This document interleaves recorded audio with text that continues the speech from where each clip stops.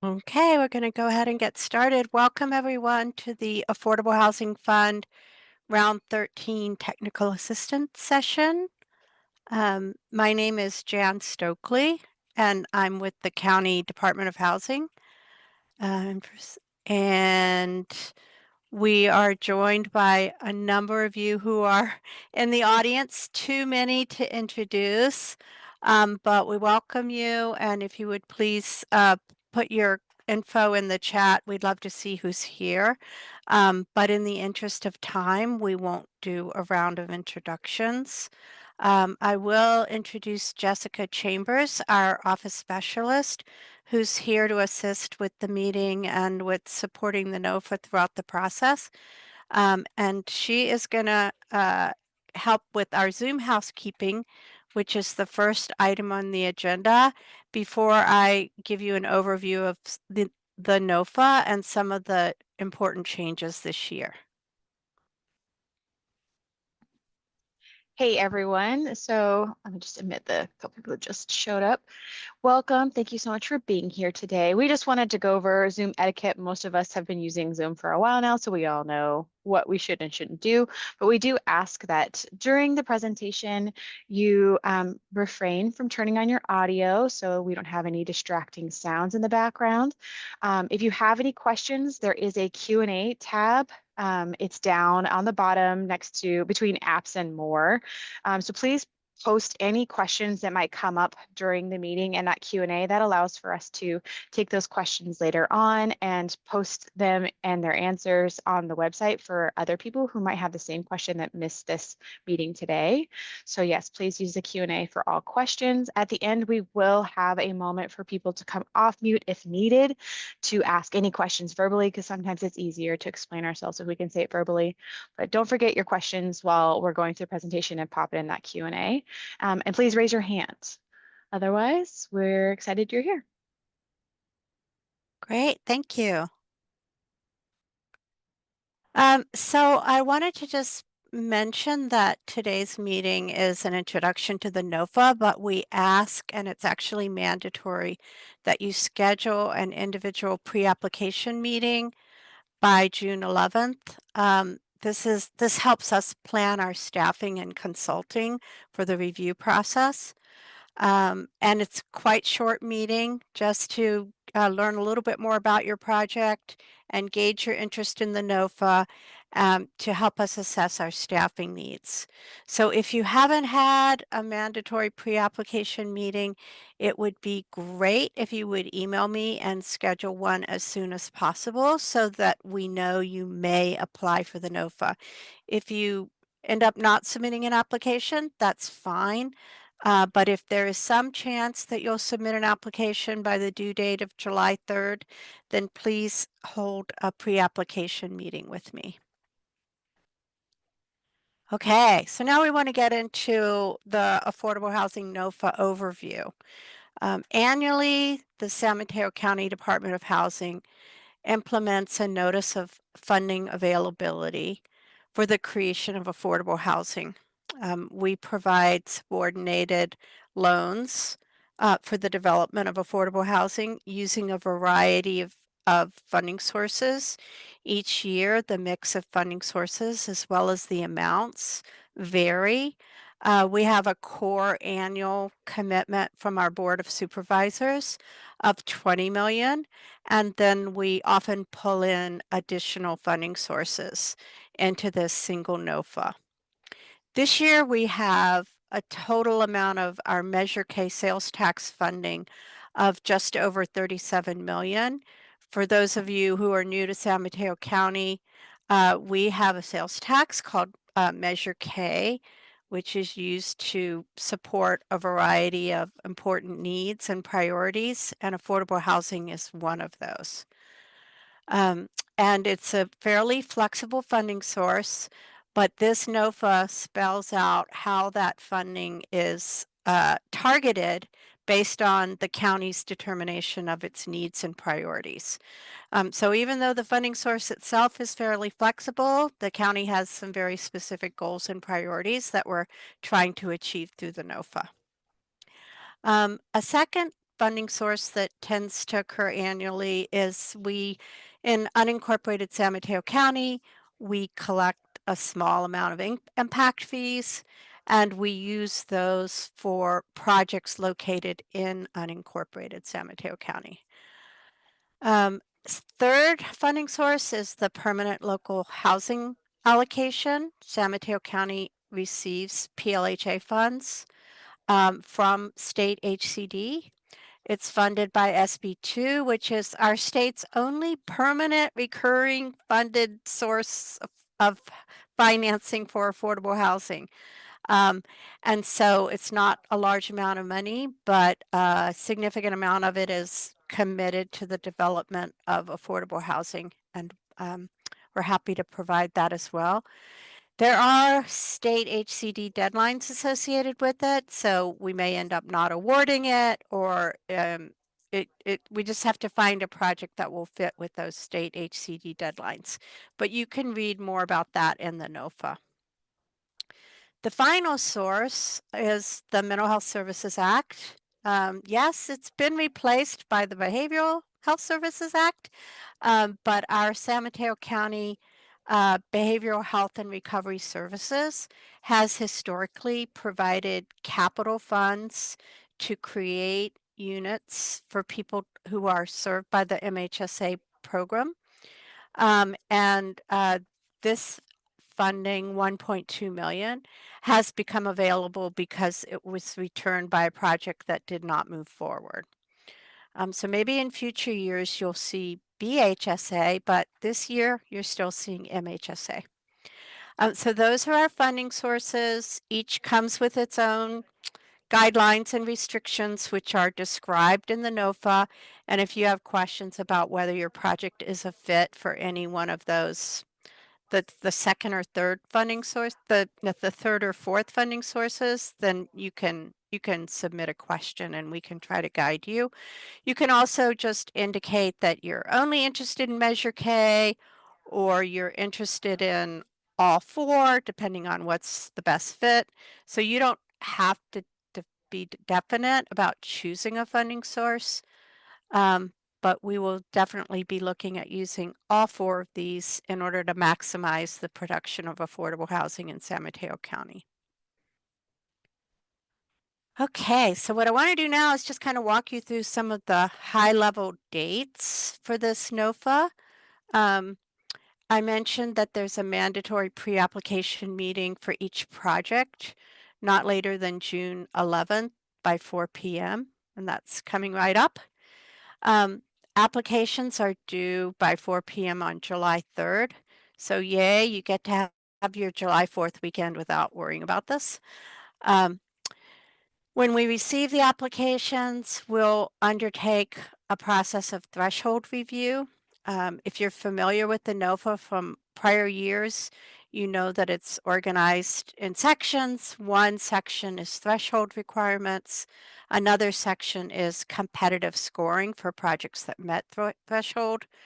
Our review process involves two steps. First, determining whether a project met threshold, and then if it did, scoring the project and using the scores to guide the ranking for award recommendations. You may get a notice that your project didn't meet threshold before July 24th. If you do, then you'll have 4 working days to reply. If you don't get it until July 24th, then you won't have to reply until July 30th at 4 p.m. So that is the first stage of the process, staff reviewing and determining if you met all the threshold requirements. And then that's followed by a period of staff review that's focused on scoring and ranking the projects that met threshold. That leads up to a process of review by San Mateo County's Housing and Community Development Committee. They'll have a study session on September 3rd. That's not on the calendar because you're not obligated to attend. That will be followed on September 10th by a public hearing. And if your project is recommended for funding, we do ask that you plan to attend that meeting. You'll have an opportunity to present a slide on your project. And so we do ask applicants to mark this in their calendars. And then finally, the process concludes with a public hearing by the San Mateo County Board of Supervisors on October 7th. I said 9 a.m., but we won't know what time it's likely to be on the agenda until much closer to October 7th. So that's the schedule with the dates that are most important to you. And I'm going to move on to the next slide.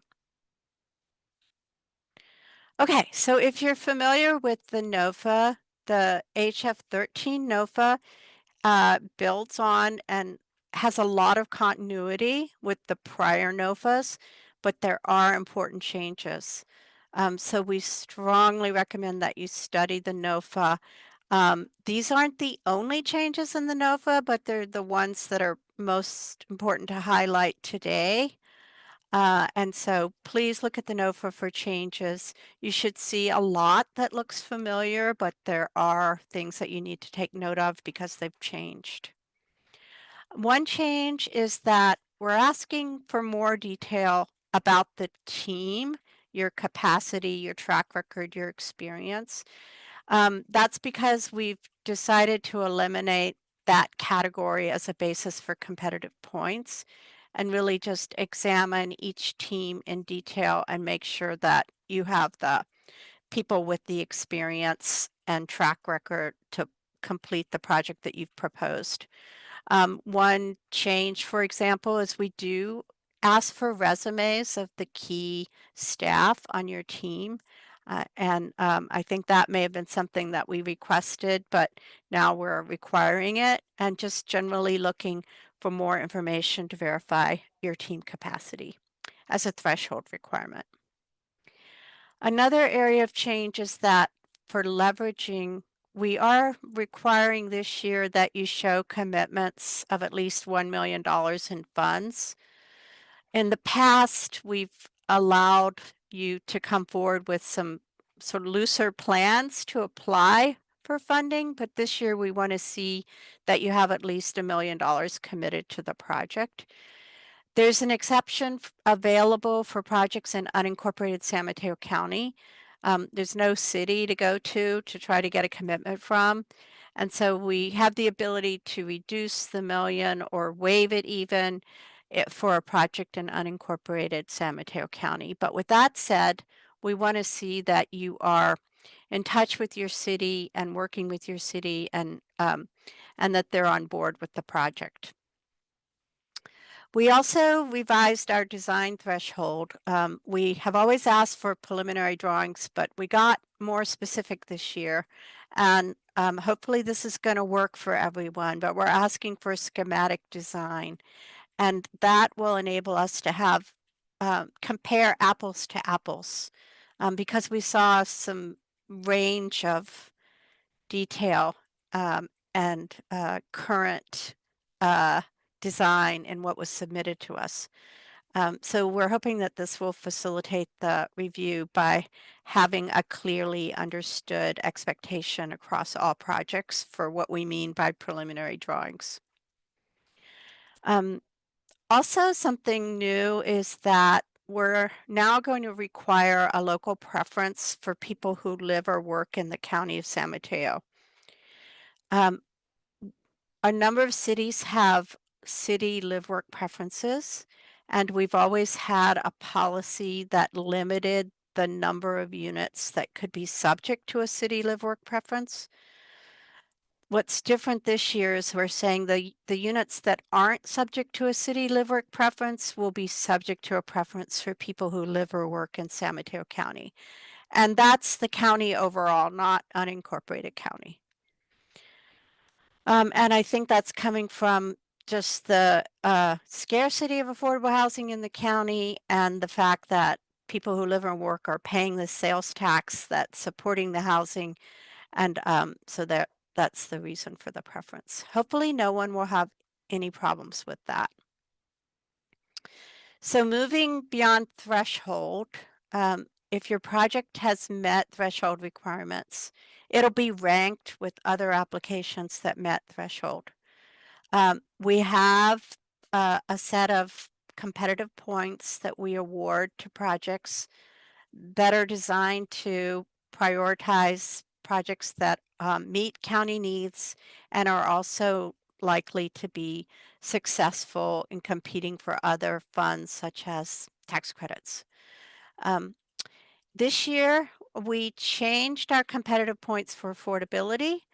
We used to have a very specific formula, so many units under ELI, and so many units VLI. And some of the feedback we got was that projects should simply be ranked for competitive points based on average affordability. Um, Average affordability is a defined term, and we show you how to calculate average affordability.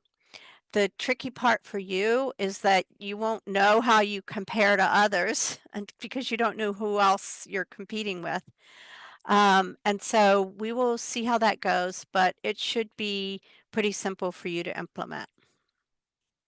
Another change this year is we continue to prioritize with additional competitive points large family projects. That's using the state definition. Um, but what we're doing this year, and that's based on experience and feedback from several stakeholders, is that the units that enable the project to meet the definition of large family should not exceed 60% of AMI. So you're not restricted to 60% AMI on all your units. It's just that those units that enable the project to meet the definition of a large family project shouldn't exceed 60% AMI. And that is driven by the reality that 70% and 80% AMI units, 2 and 3 and 4 bedroom units in our county often end up coming really close to market and can take a long time to fill. So that is a change. And a new change for priority needs competitive points. We have 2 other categories of priority needs: supportive housing projects and farm worker housing projects. This year, in the past, the supportive housing projects could get up to 30 points, which is pretty significant um, for serving more than 35% uh, homeless or other special needs. We've changed that now, so those projects will only get 15 points, even if there's more than 25% supportive housing units. The exception is that we'll award an additional 5 points for going above 25%, but only if you demonstrate an innovative third-party source for subsidizing the operating deficits that are usually associated with those units. So the supportive housing projects will continue to be eligible for 15 points, but we've eliminated the possibility to get 30 points. And then finally, in the category of we're interested to learn more, we have a new category of competitive points for projects that include up to 25% of the units for public employees, up to 80% of AMI. This has emerged as a big priority for our county leadership. And so we want to take the opportunity to use AHF 13 to solicit interest in serving this part of our community. And so what that means is we're asking you not to change your pro forma around this preference. We would want to see, if you're interested in the preference, we would want you to show how it would overlay with the financial pro forma that you are already planning to use. And as I said, it's a demonstration. We may not choose any projects to do this. We may choose one, we may choose more than one. But we're interested in learning more about your interest and what it would look like at your project to apply this preference. So there's a separate narrative attachment where you have an opportunity to express interest in this and to describe how the preference would overlay on the information that you've already submitted in your application.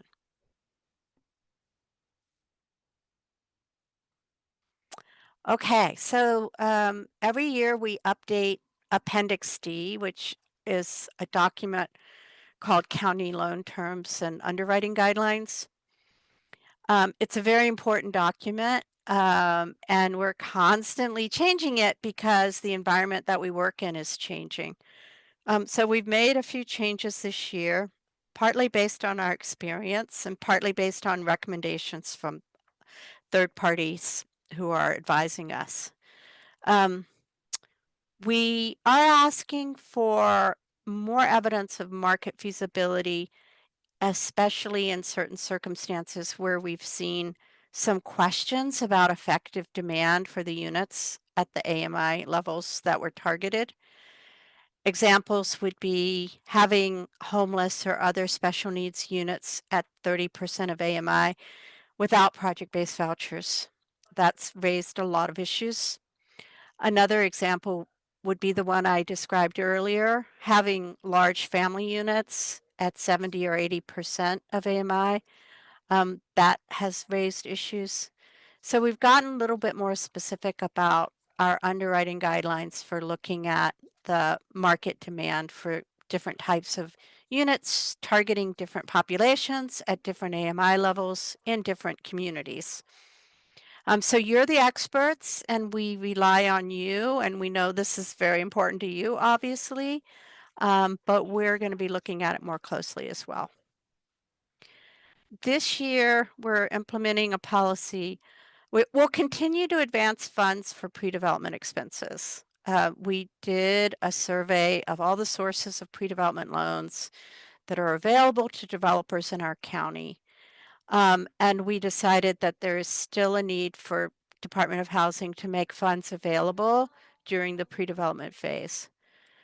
What's new is that we won't allow you to draw more than 500,000 before the construction close unless you're able to provide a deed of trust and a regulatory agreement.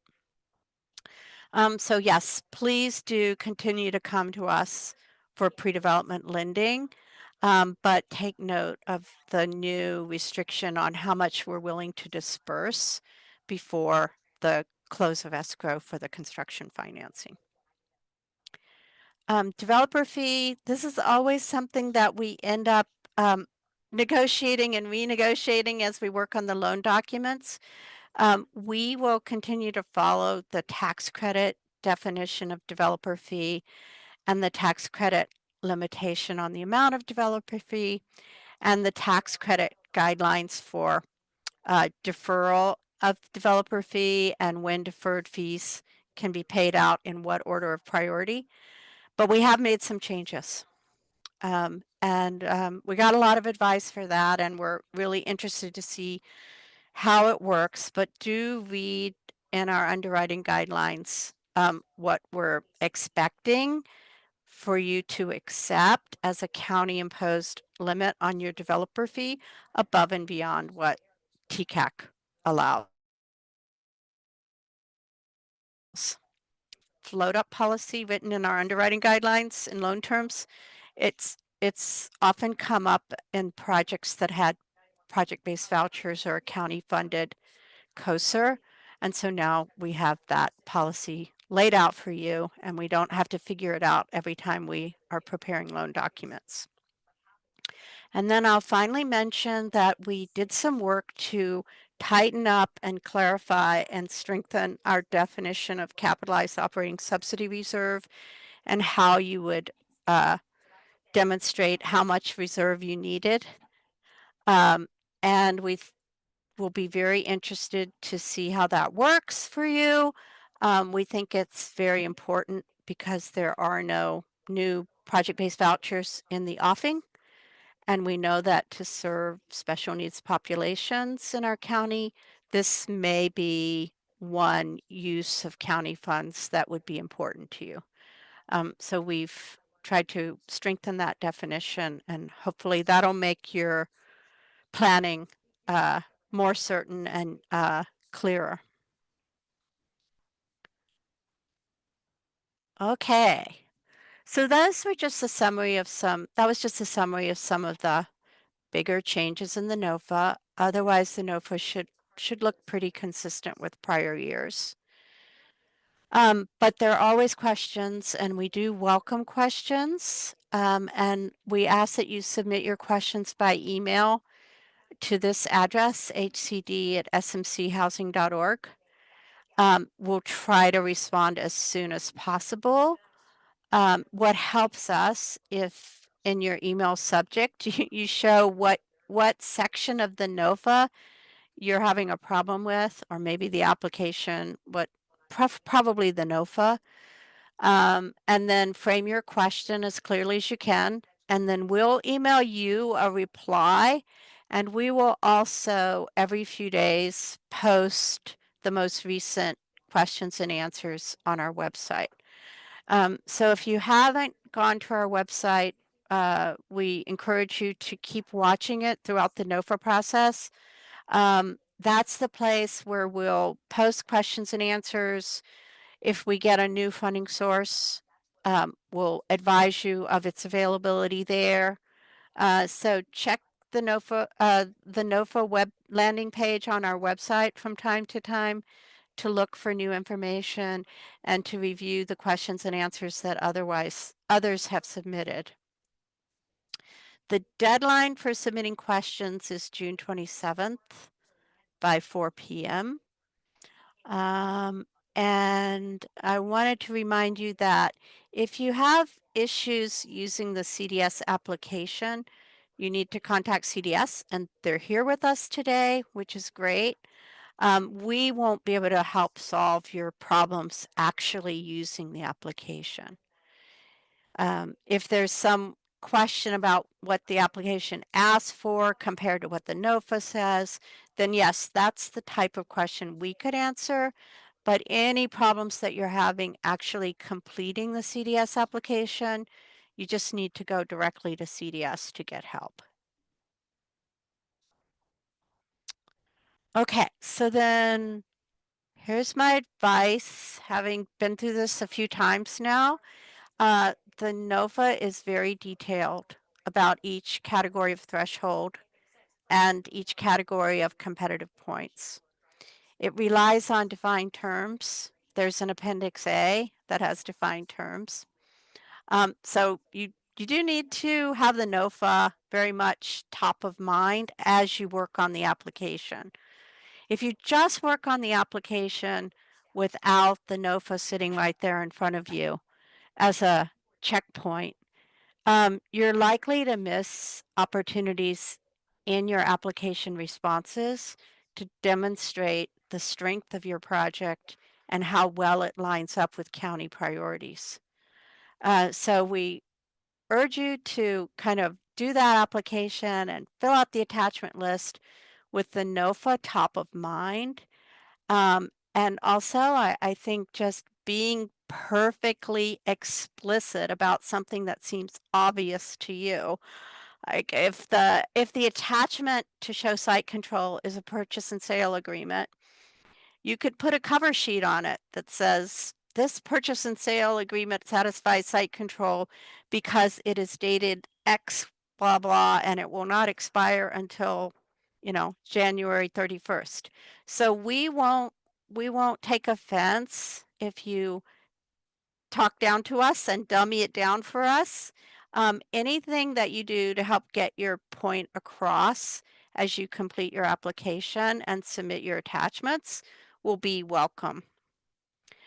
You also have the ability to use optional attachments. So maybe there's an issue with your project that isn't, well addressed by the application or the attachments we require. You have the ability to upload optional attachments. If you do, it's in your interest to clearly name them so we know why that attachment is there.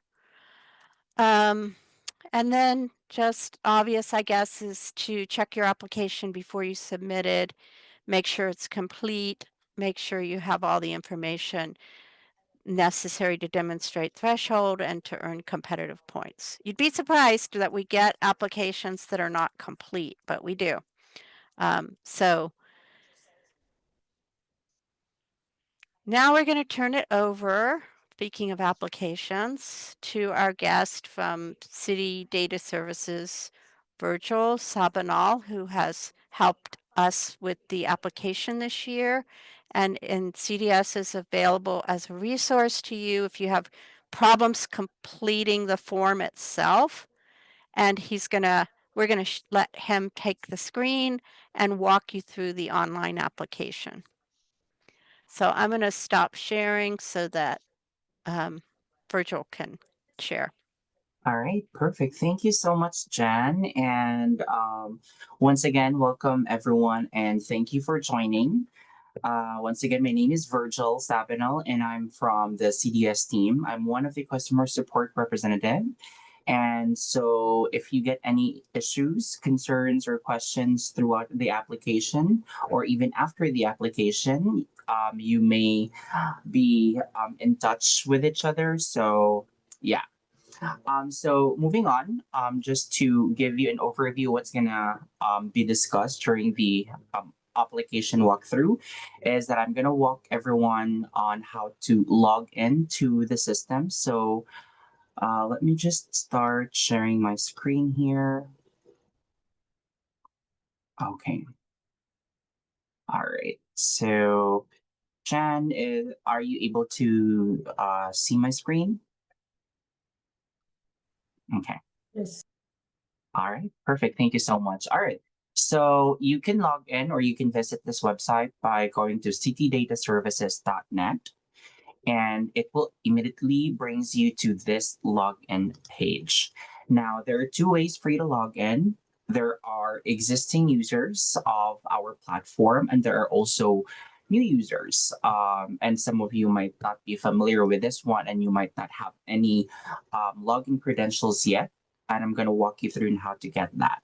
So, as of the moment, I'm not sure if Jan was able to give you all the login credentials if you haven't um, used the CDS yet, but this is the username and password. I'm gonna put it on the chat. Yeah, and it's on the cover page of the NOFA or on the early pages of the NOFA if you're a new user. I think it's AHF 2025, correct? Yep. Okay. Yeah, that's right. In all caps. um, .net. Okay, there you go. That's also the website.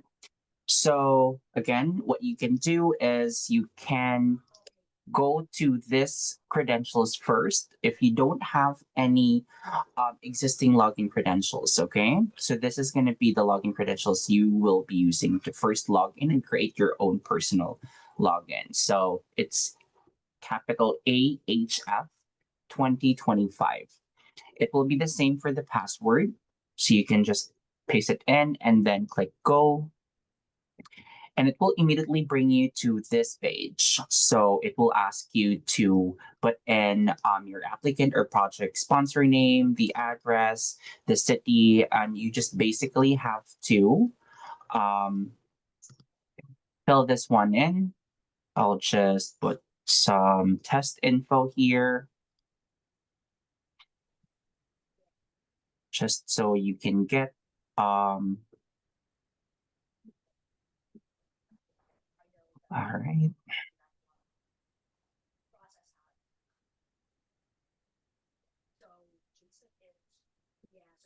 Okay. San Mateo to 13.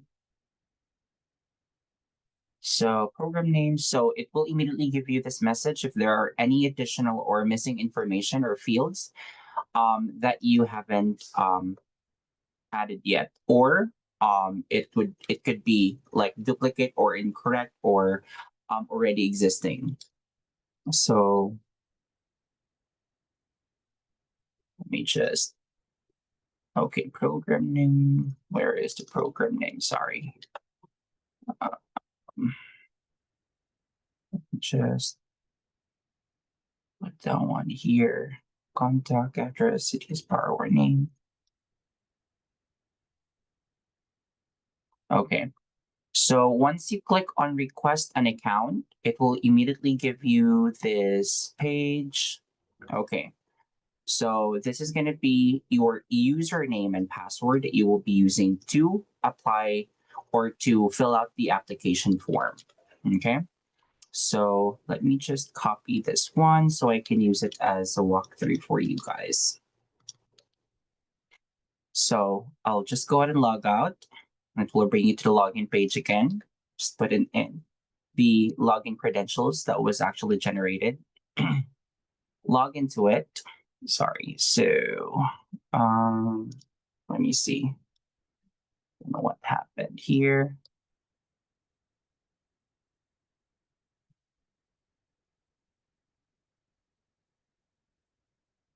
Okay.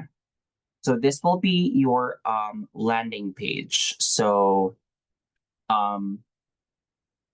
you can go ahead and click on this apply for San Mateo County FY 25-26 AHF 13.0, and it will automatically brings you to the application form. So from here, you just have to fill out all the information required for this. And then for the NOFA application, you can definitely click this one as well. Or you can also go to each page or each section of the application for review. Let's say for cover page, the application information. So it immediately brings you to that page. And then let's see here. Now, if on this number of lines, let me see, the project summaries, it's pretty straightforward. So you just have to fill out all the information from here. And then under the number of lines needed for APNs, so if you think one line isn't enough, you can actually add more lines here. So you can start by 2, then just type in 2, then hit on enter. And then when you go back here, it automatically gives you the option to add APN or parcel, and then the address and the city. So yeah, what else? So you just have to continue filling out the information, the applicant project sponsor summary. And then if you have anything to upload under the project sponsor type of entity, you can go here to click to upload. But it would still require you to enter the project name. So give me a second. Let me just pull it in. Da, da, da.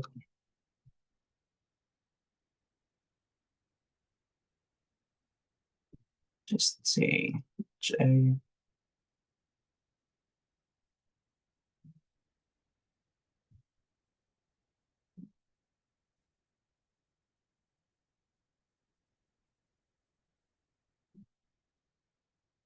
Okay, let's just say that's the address. Again, this is just a test, so all information is just okay for you to enter.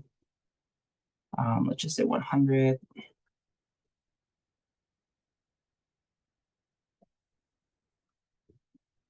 Okay. Once you filled it out, click to upload, and from here, this will automatically brings you to all the upload options that would be available for section 1. So what you have to do is just basically click to choose a file, and it will automatically pulls up your drive where you can actually attach the. Give me a second. So also to take note, we already increased the size limit for any upload documents. So before we have only 5 megabytes, but now it was upgraded to 15 megabytes. So that's the maximum size of the document that you can actually upload. If you think the document that you will be uploading is much bigger than 15 megabytes, and I would suggest for you to use it. It's either a compressor software where you can compress the size of your documents, or you can also split them out into multiple documents. And then once you have attached the file, just click on upload and it will automatically show up right here on all of the attachments that you can that you have added. So let's say, for example, you will be adding another file. So just click choose file, and then same process, upload document, and then there it would automatically shows up all the documents that are attached. Now, if you want to use the same attachments or documents to other sections, what you can do is you can just go here and you can actually select that specific document and then click on attach existing document to that section. So you don't have to go through uploading the file one more time. So yeah, after that, it automatically saves the document. The uploaded documents. You don't have, if you notice, there's like no save buttons here, but what you can do is you have to go to return to application. It will bring you here. It will bring you back to the application form. So if you notice, it will also show up what documents that you actually uploaded to this specific section. So same thing here.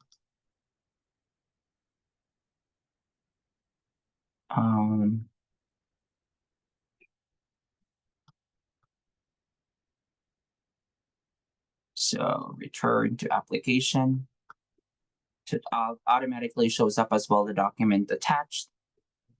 Then just click, just fill out all the information from here.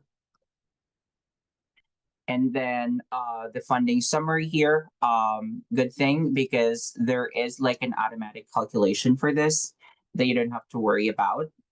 So the tables works perfectly fine once you enter all the data that's necessary. So let's say, for example, let's say 100. 100. Okay, so it automatically calculates the data that you have entered. So moving on to here. So just take note that every section you can actually save them. If you have to exit the application to do it later on, you can actually click on save and continue.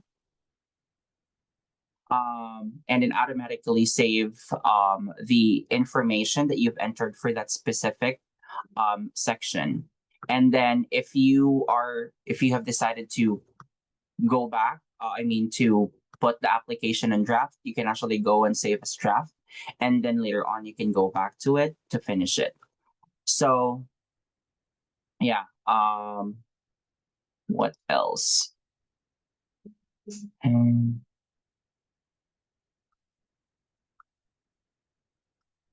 Okay, so I'm not gonna go through each individual sections or fields here because again, it's very self-explanatory. So all the click to upload options are actually there and it's working. But if you have any questions or if you by any chance encounters any technical issues throughout the application, please reach out to the support team of CDS. Let's see. I'm gonna add here our email address where you can actually reach out to us. So that's our email address for our support team. Once again, if you encounter any technical issues or if you have any questions, you can go ahead and reach out to us so that we can assist you further. Okay. Now, let's just say, for example, you have already completed filling out all the documents or fields here. All the tables are filled out. Then you can either, again, save them as draft, or you can do is just put in your name here, and then your title, your email, and then certify. and then you can go ahead and click on submit the application. Okay, so let's just say it is already submitted. It will automatically goes to your reports page. So go here. So let's just say, for example, you have finished the application and you have already submitted it. If you notice here, it automatically opens up a new field here, AHF 13 housing application, and you can immediately see that the application are actually, it's either in draft or already submitted. Again, it shows draft here because I haven't filled out all the fields there. But once it is filled out and completed all the documents that you have added, then it automatically shows as submitted. And that's for this Jan's team for review, for approval, and everything. Okay. What else is needed? Yeah, I think that's gonna be it from my part, Jen. Anything that you want me to discuss that you think I might missed? Sorry, I had to unmute. So Virgil, thank you. We're gonna actually go into Q&A right now. And so I would just ask if you have a question for Virgil about using the CDS application form. Now would be a good time. If you have questions about the content of the NOFA, then hold that for me for after Virgil. So does anybody have questions for Virgil about using the application form, logging in, or anything about CDS?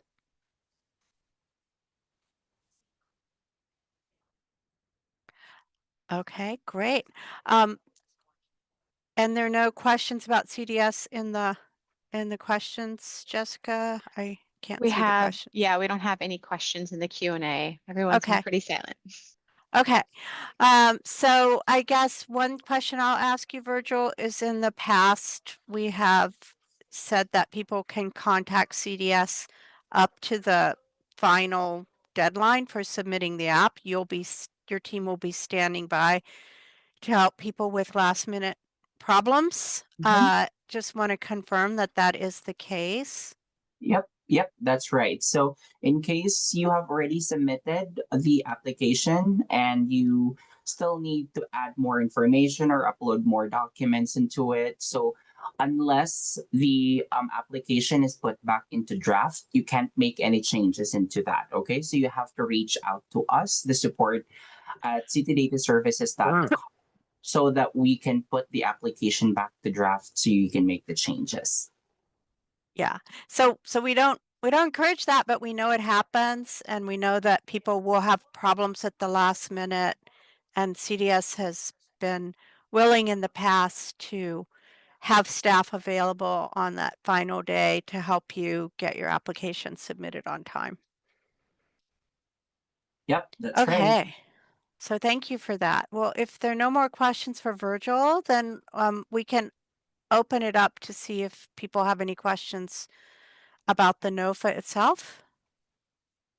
So someone just dropped something in the chat, says, can each of the funding sources you noted be used as a pre-development source?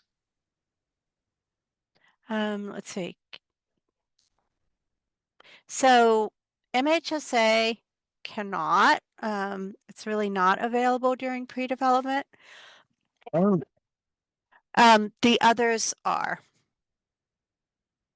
All pre-development expenses are eligible to be paid by MHSA at construction closing, but we will not disperse MHSA funds for pre-development costs in advance of construction closing. So the pre-development expense is still an eligible use of MHSA, but we won't disperse MHSA funds in advance of the construction closing. Hope that answers the question.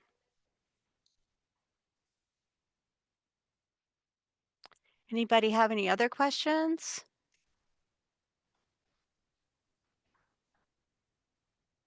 There's a question from Ryan. It looks like I can't. Yeah, it says, to confirm, these awards will not be finalized until October after the September 9th CDLAC date. Yeah, so we were not able to get the timeline to line up with that SIDLAC date. The award will be finalized on October 7th by the Board of Supervisors. And the secondary to that is there a possibility that documentation would be available for the September CDLAC round? So we have been known to write a letter that described the application and its status and when the decision would be made. But it wouldn't be an enforceable financing commitment until October 7th Board of Supervisors meeting.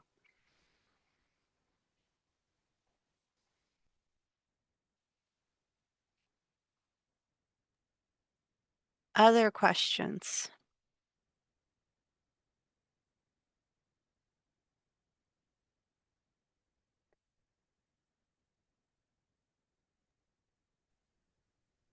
Nobody's dropped anything else in the chat. If anyone would feel comfortable coming off mute for a second to ask a question, if that's easier for you, please feel free so. So can people raise your hand if you want Jessica to unmute you, or can you unmute yourself? They can unmute themselves if they need Okay. to. Can you go to the final slide then, Jessica? Can you advance to the final slide? You're presenting. I'm presenting? I Oh, thought you weren't Virgil. presenting. I Yeah. thought. Give me 1 second. I closed it.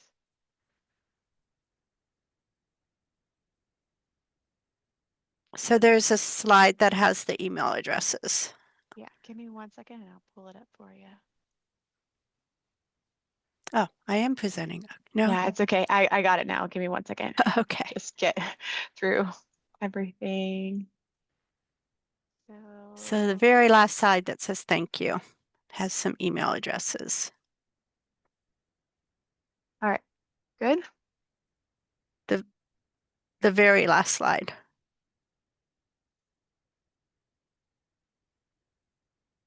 There. It's being Where problematic. There you go. Okay, so questions, go to hcd@smchousing.org. For help from CDS with the online application, it's support@citydataservices.com. And if you need to schedule a mandatory pre-app meeting, you can email me directly at my email address.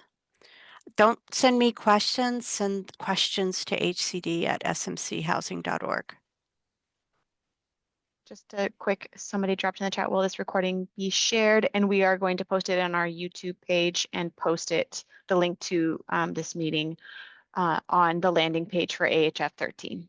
Hopefully later today, depending on how quickly it uploads. Yeah, so just as a reminder, the NOFA is available on the Department of Housing website. There's a landing page for AHF 13 with the NOFA, and that's also the place where we'll post this video, post the Q&A as we collect them, and post any changes in available funding sources.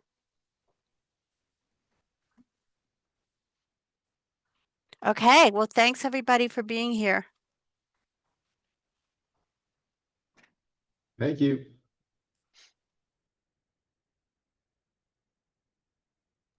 Thanks, everyone. Thanks, Jan. I'll be dropping off now. Okay, thank you, Virgil. No worries. Bye.